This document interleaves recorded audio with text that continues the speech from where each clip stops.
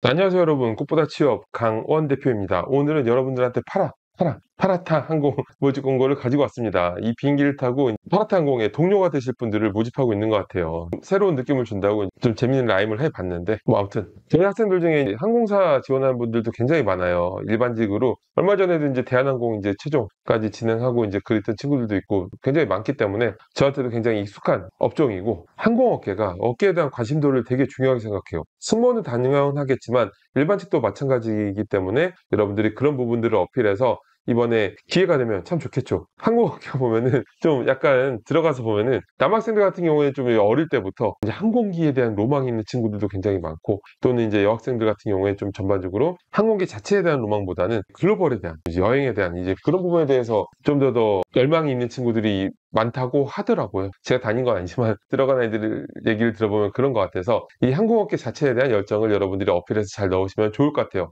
여러분들이 상담에 오시면 직무 설정, 방향성 설정, 내 자소서 상태 지금 어떤지, 내 스펙 정도로 어느 정도 취업할 수 있는지 제가 다 봐드리니까 꼭 찾아오시면 좋을 것 같고, 여러분들의 구독과 좋아요가 저한테 큰 힘이 되니까 구독, 좋아요 꼭 부탁드릴게요. 파르타항공 어떤 곳인가? 파르타항공이 생소한 친구들 많을 거예요. 왜냐하면 원래 양양 국제공항을 허브 공항으로 이용하는 한국 항공사예요. 이게 플라이 양양, 플라이 강원을 들어봤죠. 플라이 양양에서 플라이 강원으로 사명을 변경했고, 이제 위닉스가 지분을 인수를 많이 했어요. 그 다음에 작년 8월에 사명을 파라타항공으로 변경했기 때문에 이 사명 자체는 익숙하지 않은 분들이 많을 거다. 그런데 여느 저가 항공사가 늘 이렇게 생기고 적응을 해왔듯이 파라타항공도 계속 이제 쭉쭉 뻗어나가기를 바라고요. 이번 어떤 직무를 모집하는가? 일반직, 운항관리직, 안전보안직, 영업직 이렇게 있는데 직무마다 신입과 경력을 나눠서 채용하고 있어요. 아무래도 일반적인 신입 취준생 분들 같은 경우에는 일반직 공통, 영업직에 이제 공항 서비스 직무, 여기 이제 공항 서비스 직무, 이 두 가지로 지원하시는 경우가 많을 거예요. 자, 그리고 지원 기한은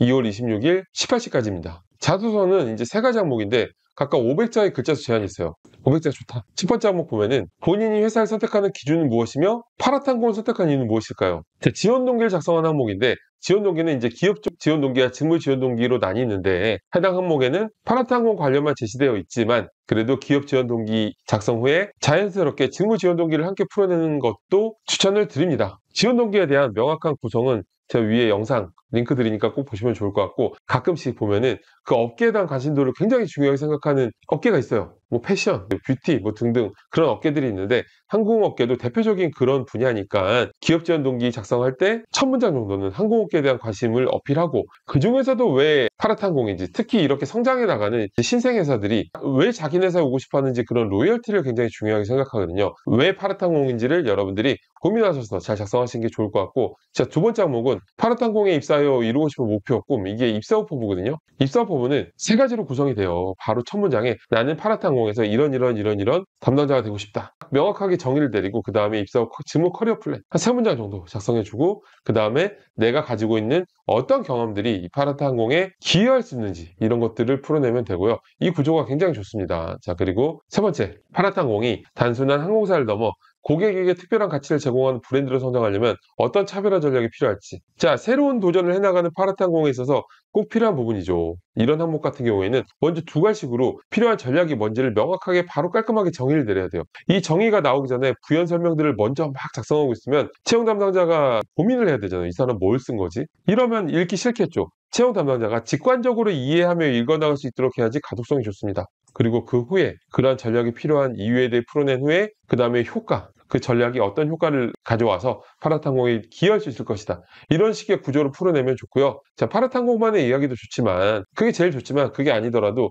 최근 항공업계에서 필요한 이슈들을 기반으로 풀어낸 것도 좋습니다. 자, 위에 영상 링크에 최근에 이제 대한항공이 이제 현대 혹은 미래를 위해 추진하고 있는 부분들을 분석해 놓았는데, 참고하시면서 항공업계 자체에 대한 이해도를 넓히시는 걸 추천드리겠습니다. 자, 여러분 오늘 파라타항공 채용 공고를 봤는데, 여러분들이 파라타항공에 이제 입사해서 함께 날개를 달고 날아오를 수 있는 그런 기회가 찾아왔으면 좋겠습니다. 저는 오늘 이걸로 마치겠습니다. 감사합니다.